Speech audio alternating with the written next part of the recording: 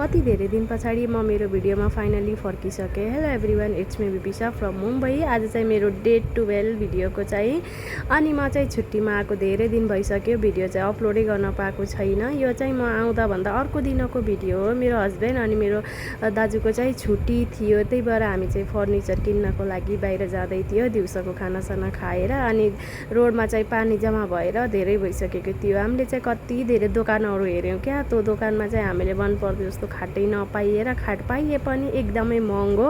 त्यही भएर हामी चाहिँ हिँडेको थियो यो दिउँसोभन्द ल कमसेकम 1 घन्टा त हामीलाई हिँडायो नै होला। हिँड्दै चाहिँ मेरो खुट्टामा छाला परेर है, अनि चप्पलले चाहिँ मलाई हिँड्नै सजिलो गराएको थिएन। त्यही भएर चाहिँ मेरो हस्बेन्डले चाहिँ मेरो चप्पल लाउनु भयो अनि मैले चाहिँ उहाँको चप्पल लाएर चाहिँ हिँडेको। अनि धेरै ठाउँ हेरिसके पछाडि चाहिँ फाइनली एउटा दोकानमा गएर चाहिँ हामीले खोजेको जस्तो खाट पाइएको, सस्तोमा सस्तो, राम्रोमा राम्रो।